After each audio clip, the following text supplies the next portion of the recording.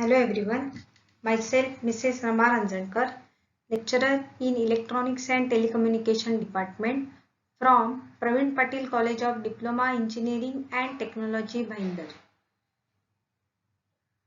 Today's topic is Introduction to Embedded System Part 3. Learning outcomes of this topic are characteristics of embedded system and classification of embedded system. Let's see the characteristics of embedded system. Processor power, memory, operating system, reliability, performance, power consumption, NRE cost, unit cost, size, flexibility, time to prototype, time to market, maintainability, correctness and safety. Let's see these characteristics in detail. So first characteristics is processor power. Selection of processor is based on the amount of processing power to get the job done and register width required. 8-bit, 16-bit, 32-bit and 64-bit microcontrollers are provided. Processing power is different for different microcontrollers. Second characteristics is a memory. There are different types of memories: RAM, ROM, EEPROM, PROM, etc. Secondary storage devices like hard disk drive can be embedded into the system like mobile. Flash memories can be used instead of secondary memory. Third characteristics is operating system. In embedded system, variety of operating systems are available which can be ported into embedded system. So different operating systems are available like embedded OS, real-time OS and mobile OS. We can develop our own OS kernel. Reliability. Software is usually developed and tested more carefully than that of personal computers. And unreliable moving parts such as disk drives, switches or buttons are avoided. Unit cost. Generally it depends on the components used in embedded system. It excludes the NRE cost. NRE means non-recurring engineering cost. Size. The physical size required by the system oftenly measured in terms of bytes for software and in terms of gates and transistors for hardware. Performance. The execution time and output of the system affects the performance. Power. The amount of power consumed by the system. Flexibility. The ability to change the functionality of the system without incurring heavy NRE cost. Software is typically considered very flexible. Time to market. The amount of time required to design and manufacture the system to point the system can be sold to customers. Time to prototype.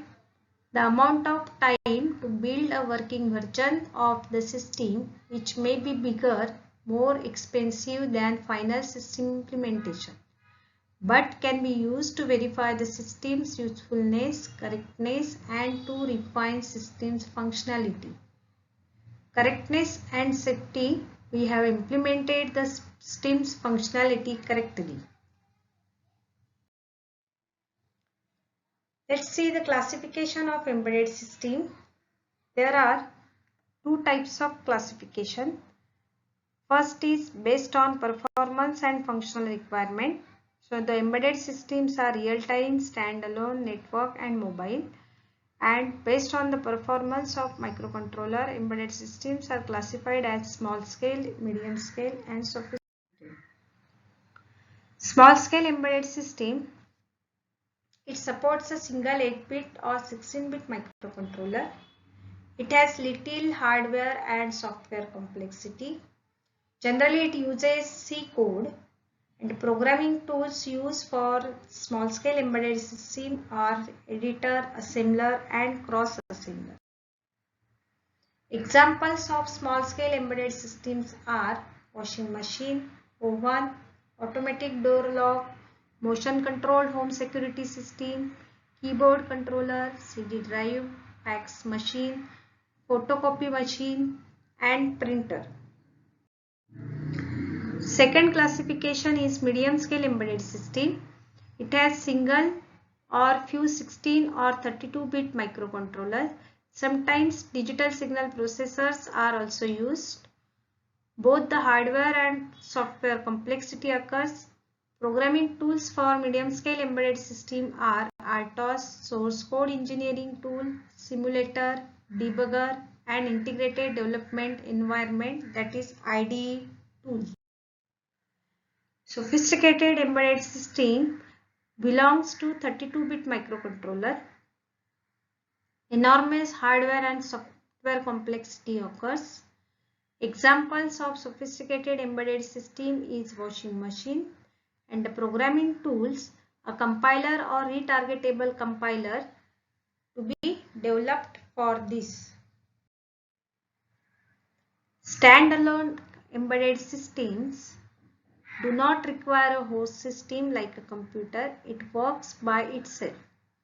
It takes the input from the input ports either in analog or digital form. It processes, calculates and converts the data and gives the resulting data through the connected device, which either controls, drives and displays the connected devices. Examples of standalone embedded systems are MP3 players, digital cameras, video game consoles, microwave oven and temperature measurement system. Next classification is real-time embedded system. So here the time is most important factor. A system in which work has to be done in a specific time period is called as real-time embedded system. It is categorized as hard real-time and soft real-time. So DVD player comes in soft real-time, where the aircraft or missile applications comes under hard real-time. Network embedded system. It consists of number of embedded systems connected as a local area network. Each embedded system can send a real-time data to central location from where the entire process control system can be monitored. The monitoring can be done using web browsers such as Internet Explorer. Mobile embedded system. Mobile embedded systems are used in portable embedded devices like cell phones, mobiles, digital cameras, MP3 players and personal digital assistant. The basic limitation of these devices is the other sources and limitation of memory. Thank you.